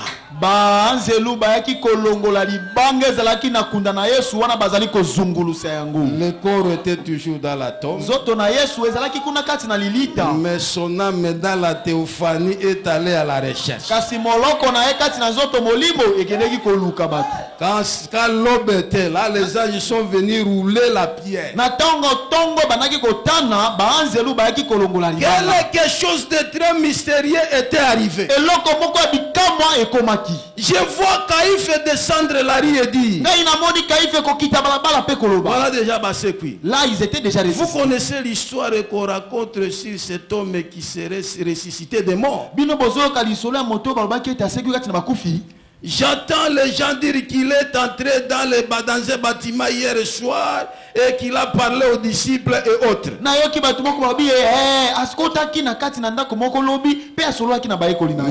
écoutez notre point. Je vois Sarah et Abraham. Je vois Sarah et Alléluia. Alléluia. Des chéris balinga bibamakwela marchant dans la rue bazotambola kati na nzela bras dessus basimani loboko moko likolo bras alléluia alléluia bras dessous ne devait jamais veiller wana loboko moko likolo moko na se bakokaki lisusu kokoma bibangete linga mwasi na yo ndeko aimez votre épouse bien-aimée amen amen kuna bokozala bilange là-bas vous serez tous des jeunes j'attends Abraham a dit yoki abalaya makoloba Sarah Sarai chérie makwela nangai regardez ce vieil endroit tala esika mobange oyo t'en souviens-tu ozali susu ko kanisa yango oui Iyo. Je m'en souviens. Ah, Sarah bin azali kokanisa esika. Eh bien. Malamu. Je me rappelle que lorsque j'ai rencontré Melchisedec, Iyo Sarah nazali komikanisela na tango na kutanaki na Melchisedec. le roi de Salem, Ye mokonzi na Salema. juste là, Ezalaki wana. je lui avais payé la dîme de tous les butins. Ngai nafutaki ye moko na zomi na biloko nyonso. Est-ce que ça suffit? Est-ce que toki? Pourquoi un homme Bona nini moto? qui devait payer la dîme Oye sengelaki afuta moko na zomi. étant dans la chair, Wana azalaki na nzoto ya mosuni. après sa mort, Sima na kufa na ye. sa résurrection, Pe lisekwa na ye. plusieurs années, Mabula ebele leka. dans un corps glorifié, Na nzoto oyo ekumi bwisami. devrait encore reconnaître cet acte. Esengelaki lisusu na ya sosola esika Keba na wapesaki makambo moko na na Nzambe. zomi. Faites attention avec les choses de Keba Dieu. na makambo na Nzambe. Faites attention avec les choses de Le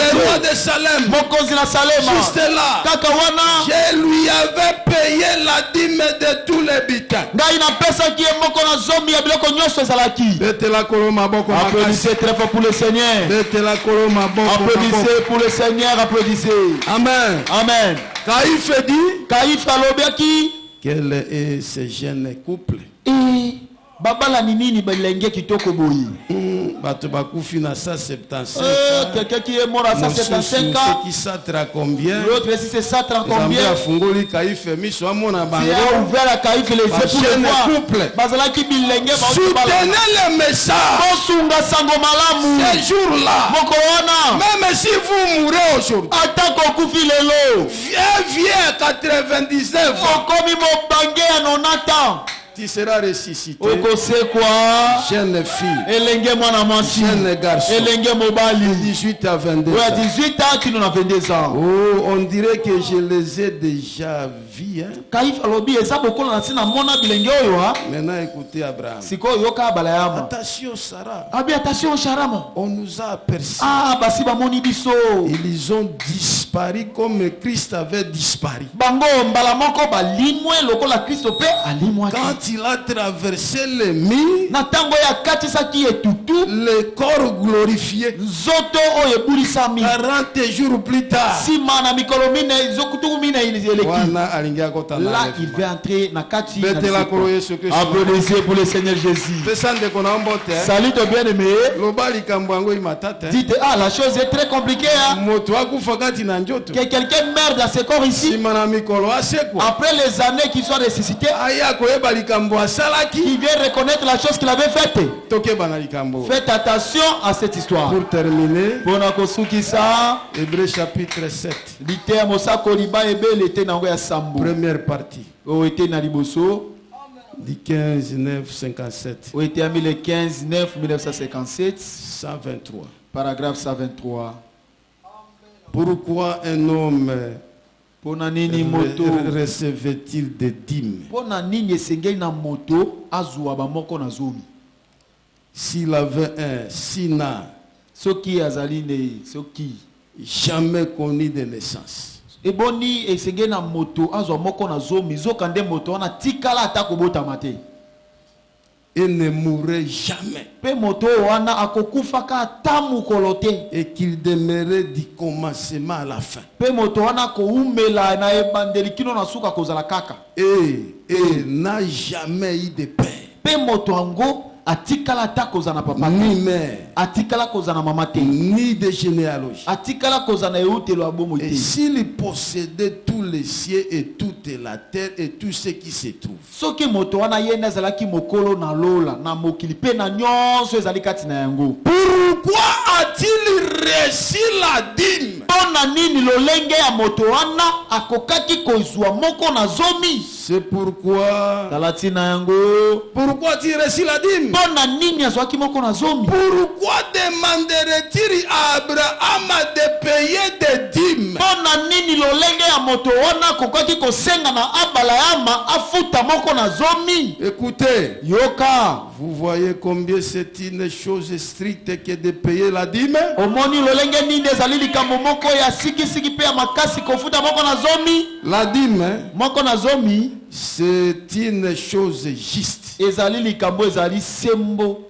tout chrétien est obligé de payer la dîme. Mokristo nyonso apusami na makasi ete afuta moko na zoni. C'est vrai. Ezali solo. Cela n'a jamais changé. Yango etikala kobongwana te.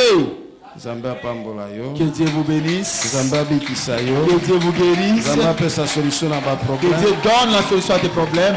Zambe apambola yo. Que Dieu vous bénisse. Le paiement de la dîme Ofutama moko na zomi. à Melchisedec Epai na Melchisedek. par Abraham. Na nzela na Abalayama.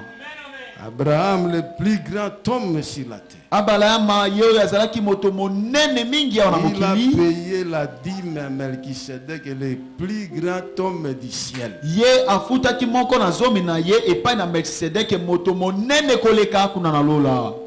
Mais il y a un mystère terrible. Kasi ezali na libomba mimoko makasi kati na yango.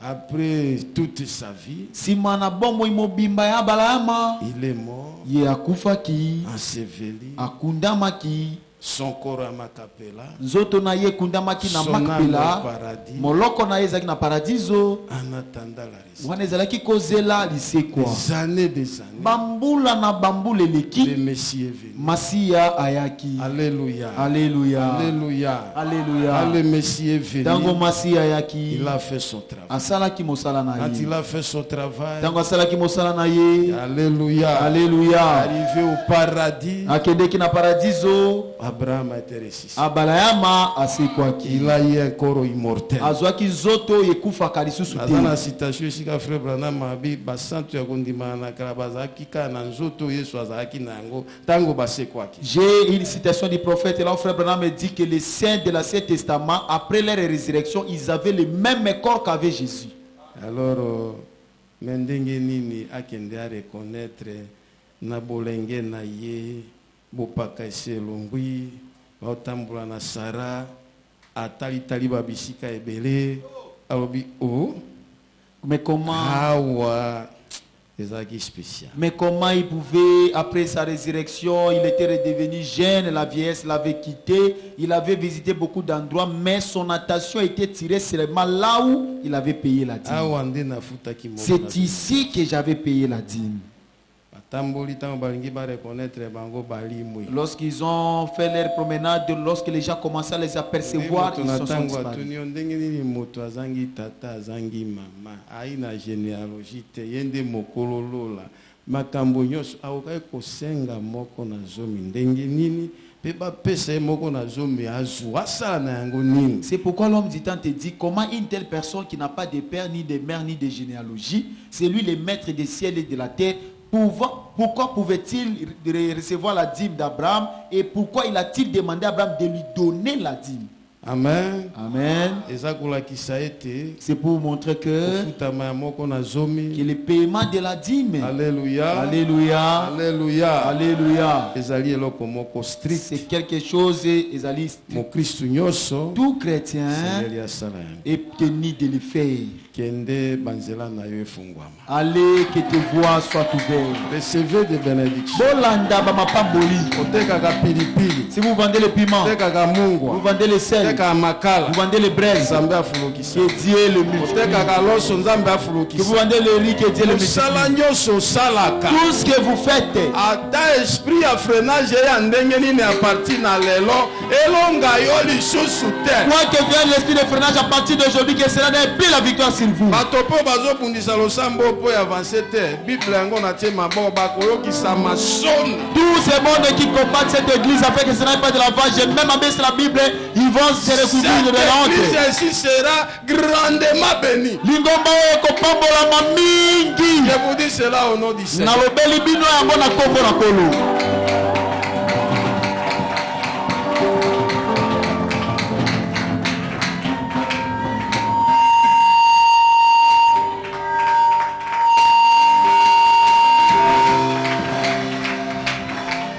Béni soit l'Éternel. Alléluia.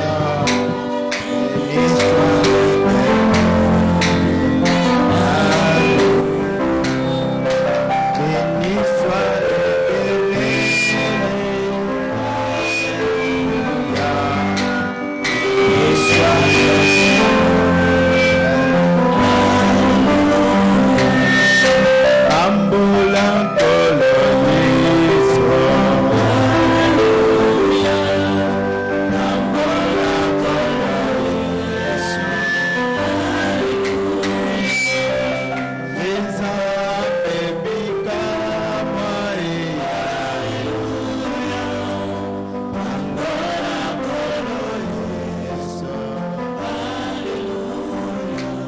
que na poko yo motema na yo pamboli nzambe?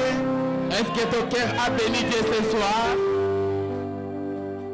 Sima na koyoka liloba na motindo boye motema na yo eza ndenge nini? Comment est ton cœur après le coup d'une telle parole de Dieu? Ozalaki lokola mwana oyo azangi elikia.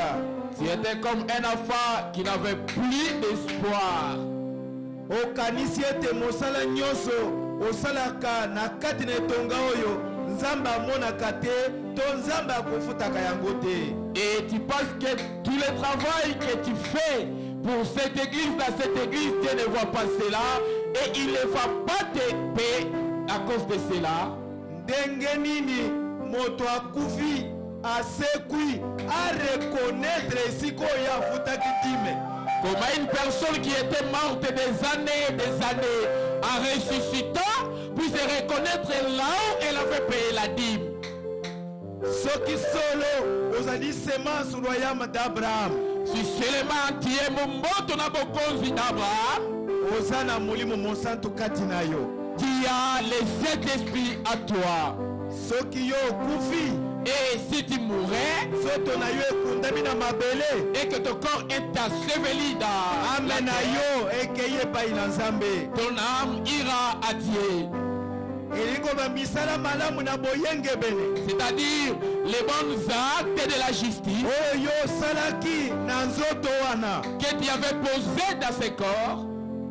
Molimo monsanto kati na yo akobunga esika oyo kutanaki na lipamboli te. Le Saint-Esprit à toi ne va jamais oublier là où tu avais croisé ta bénédiction. Pona komonisa ete ezali eloko ya solo oyo ozali kosala ekoki ete ovivre yango même ata na lisekwa na yo. Pour éprouver que c'est quelque chose d'assez vrai que tu es en train de vivre, tu vas rencontrer cela à ta résurrection. Oh, naebite nakabela yo motemo yangai ososola ndenge nga nazali kososola naebite. Je ne sais pas, que je te donne mon cœur afin que tu comprennes de la manière où je comprends, je ne sais pas. Mais façon yangai kopesa yo motema na ngai ezakaka na bondela nzamba apesa yo oyo ezali epai na ngai. Mais la seule façon pour moi de te donner ton cœur, c'est de prier Dieu afin qu'il te donne ce qui est à moi. Mote ya lobiete nzoto oyo basanto balataki ntango basekwaki ezali kaka nzoto na Yesu. Et le prédicateur a dit, le corps que ceux qui étaient ressuscités avaient, c'était le même corps qu'avait Jésus. Amen. Car ils étaient une seule partie de Jésus. Nous sommes une seule et même partie de Jésus. Nous sommes une partie de son corps. Nous sommes une partie de son esprit. Et nous sommes également une partie de sa vie. Nous sommes son corps quand nous sommes son époux. À la résurrection, le corps sera notre corps. Ta vie sera notre vie. Oh là là, Quelle chose merveilleuse. Les messages ainsi goûtants, je ne les savais pas. Quand j'étais dans les dénominations, je ne savais pas ces histoires. Oh là là, béni soit l'Éternel. Alléluia. Béni soit l'Éternel. Alléluia.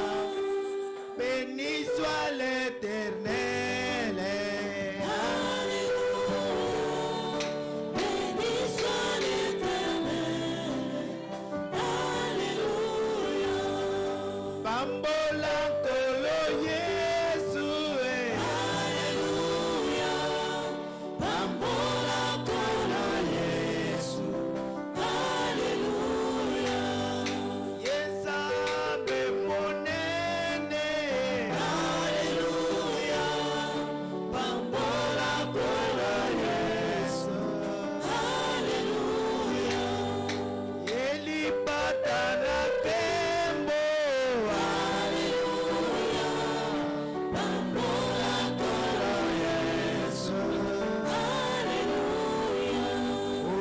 tokisa matondi epai na Nzambe. Rends grâce en Dieu Mpona liloba apesi yo na pokwa oyo. pour la parole qu'il t'a donnée ce soir. Loba kaka merci epai na ye. Dis-lui ma tonne seulement. Nayebaki te olingi ngai na bolingo na motindo Je oyo. ne savais pas que tu m'aimais avec un si tel Nayebi amour. te obongiseli ngai makambo na lolenge oyo. Et je ne savais pas que tu as préparé des choses merveilleuses comme ça pour Nzambe moi. esala ete motema na ngai ekangama na bilaka na yo. Et Dieu fait en sorte que mon cœur s'attache à tes promesses. Oyo ete eza na mokolo moko liwa ekobeta nzoto oyo. Me esprit na ngai ame na ngai ebosana esika oyo ngai nakutani na yo te. Car un jour la mort frappera ses corps, mais que mon esprit, mon âme n'oublie jamais là où je t'ai rencontré. Bondela zongisa matondi epai na Nzambe. Prie et rends grâce à Dieu. Badinga mosusu D'autres bien-aimés, basi balali ebembe na ntango oyo. d'autres amis sont déjà morts à ce moment.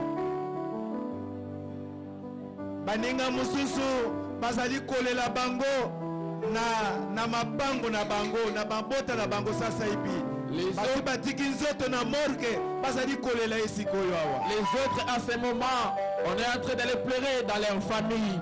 Et les corps juste à la morgue à ce moment. Bamosusu baza na mbongo me bazali na peti ya kolia te. Et les autres ont l'argent, mais n'ont pas l'appétit pour manger. Na pokwa oyo bato mosusu batondi na susi bayebi te basala nini na makambo na tango etufe bango bayebi te basala nini. Et les autres à ce moment sont remplis de soucis. Et les passions des choses de ce monde les étouffent et ne savent pas quoi faire.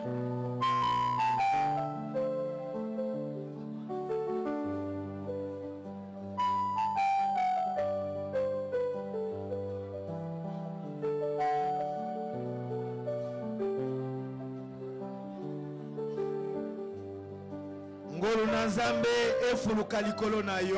Que la grâce de Dieu sera bonne sur toi. Nzambe abosana misala malamu na yo te. Que Dieu n'oublie pas tes bonnes œuvres.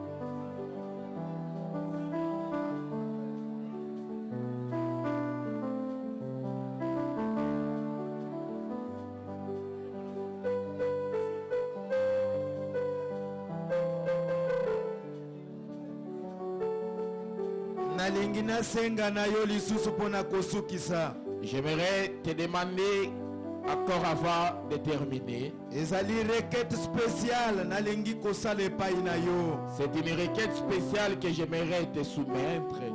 Biso nyonso tokobondela pona molingami na biso Feli Bokota. Nous allons tous ensemble prier pour notre bien-aimé Feli Bokota. Nzambe na likolo abikisa elenge mobali. Que le Dieu du ciel guérisse ce jeune homme.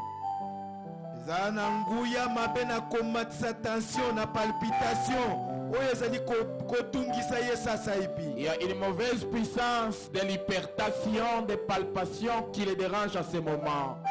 Tobondela biso nyonso epai na Nzambe. Tous ensemble prions Dieu. Nde honorable Likunde akoya kobondela pe pona ye akosukisa mabondeli. Et après l'honorable Lukunde viendra prier pour lui et arrêter les services d'aujourd'hui.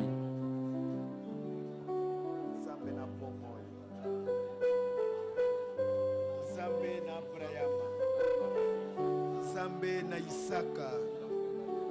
Nzambe na Yakobo mokonzi sima na koyoka liloba na yo, sima na koyoka ba oracle na yo, na kombo na Yesu Kristo nazali kosenga lisungi epai na yo, nazali koya na feli na loboko na yo, na pokwa oyo Nzambe na bomoi onyolosa loboko na nguya likolo na mombo na yo, na kombo na Yesu Kristo nguya na palpitation, nguya na komatisa tension, na kombo na Yesu Kristo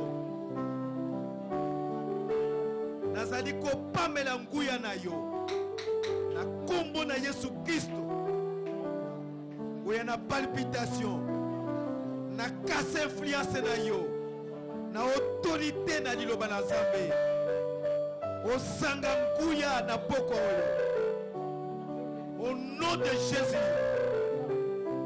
Oh Seigneur Jésus, munganga na baminganga, Nzambe na bilaka, Nzambe na bomoi, nasenge pai na yo, yolosa loboko na nguya, bongola likambo na poko oyo, pesa sante na mwana na yo, songisela sante mokonzi, nguya nyoso na bambanzi na monguna, nguya nyoso na milimo na zuwa na likunya, na kombo na Yesu Kristo ezanga nguya likolo na mombo na yo.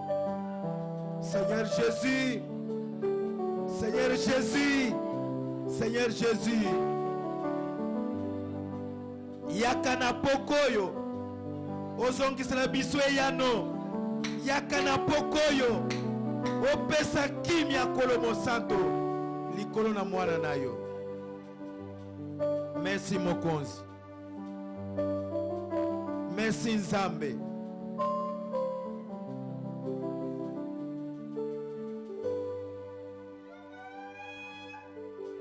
Oh santo kolokitawa alingi kobondela yo.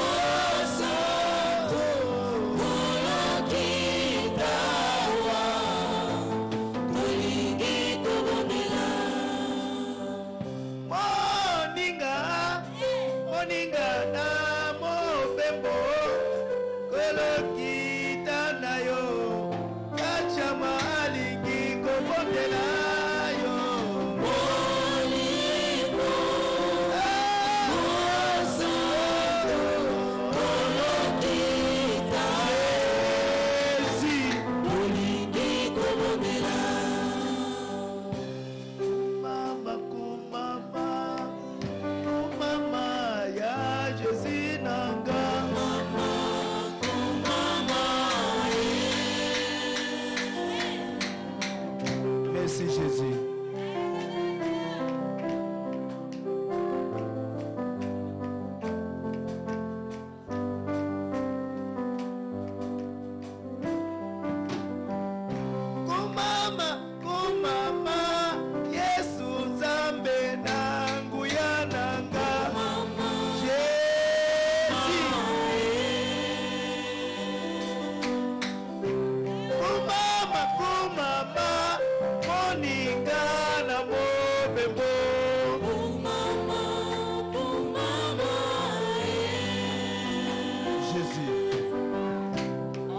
Kumama, kumama, Yesu Zambe na Bayuda. Kumama, kumama,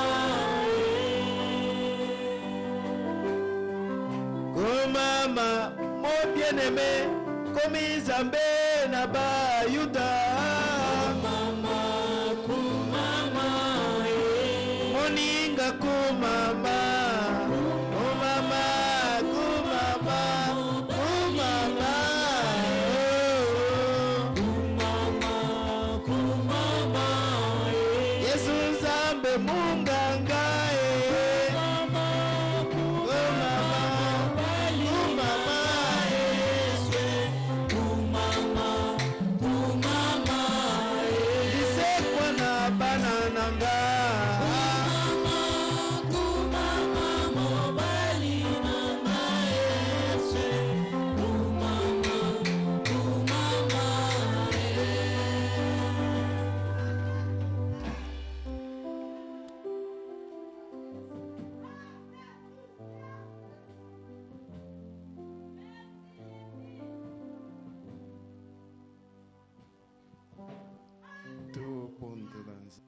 Prions Dieu.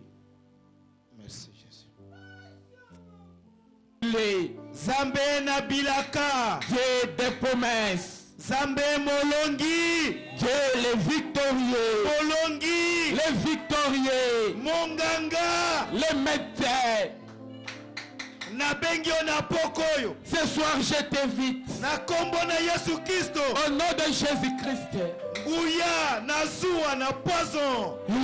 La puissance de jalousie, de poisonnement. Oyebwakami. Qui a été jeté Likolo na mwana na ngai. sur mon fils. Seigneur Jésus. Kolo Yesu. Nazo réclamer vie na ye. Je réclame sa vie. Nazo réclamer santé na ye. Je réclame sa bonne Au nom santé. de Jésus. Mais comme on a Yesu. Na longoli yango. Et j'ôte cela. Puissance ya empoisonnement. Cette puissance d'empoisonnement. Bozali batu na lifelo. Vous êtes des gens de la fête. Na longoli bino. Je vous ôte. Écarte bino. Je vous écarte. Na puissance na liloba. Par la puissance de la parole Oyotoyoki na pokoyo. que nous avons écouté ce soir. Uya na lisekwa. La puissance de la résurrection. Uya na makapela. Et la puissance de Macapella. Eyimepai wapi nguya na lisekwa etezali. Et qui fait où se trouve la puissance de la résurrection. Kati na nzoto na Yesu Kristo. Dans le corps de Jésus-Christ. Au nom de Jésus. Na kombo na Yesu. Nguya na liwa. La puissance de la mort. Nguya na poison. La puissance d'empoisonnement. Mokeli alobiete tala bilembo ekolandra bo bandimeli ngai. Le Créateur a dit que voilà les signes accompagneront ceux qui m'ont crié. Bakotia maboko likolo na babeli bakobika. Ils imposeront les mains aux malades et les malades seront Mais guéris. soki bakobenga na milimu mabe. Et s'ils chasseront les mauvais Milimu esprits, mabe ekotosa bango. les mauvais esprits Na obéiront. pokwa oyo. Ce soir, Bino bademo ya poison. tous les démons d'empoisonnement, Sangani na kondima moko. nous sommes associés dans une seule Na foi, kwa moko. dans une seule foi, Kolo moko. dans un seul Seigneur, Uya na lisekwa moko. dans une seule puissance de la Na kombo résurrection. na Yesu Kristo. Au nom de Jésus-Christ, A chasser poison. je chasse l'esprit de poisson, Aliwa. de la mort, Likolo na bokota. sur Bokota. Merci Nzambe. Ma tombe Didier, Nasali yango. je l'ai fait Kaka po yo lobaki ete nasala. parce que tu m'as recommandé de le faire. Tikete mombo na yo. Laisse que ton serviteur, Aloba eloko moko. qu'il puisse dire quelque chose, Po ete makambo nyonso ebonga kwa. afin que tout soit dans la perfection. Nandimi ete osali bongo. Je crois que tu as fait ainsi. Oko permettre koyoka mongongo na ye. Et tu permettras d'écouter sa petite voix. Pe okotosa pe maloba na ye. Et tu obéiras à ses Po ete paroles. yondo tindi ye awa. Car c'est toi qui l'as envoyé ici. Ye pe ondimi ete atinda pe yo na poko oyo. Permets qu'il t'envoie également ce soir. Merci tata. Maton du Père. Pona koza na nzambe oyo atindaka biso pe D'avoir- biso pe totindaka ye. D'avoir un Dieu qui nous commissionne et celui dont nous envoyons également.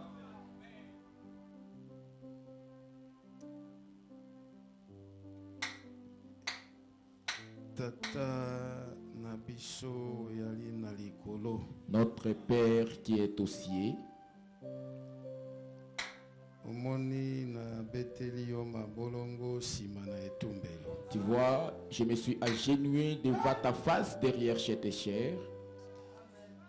Nalingi na loba na yo maloba muke pona mwana na ngai Feli. J'aimerais te dire quelques petits mots pour mon enfant Feli Pe pona lingomba. et pour l'église. Seigneur, Kolo, opesi biso na Feli lokola likapo. tu nous as donné Feli comme un don.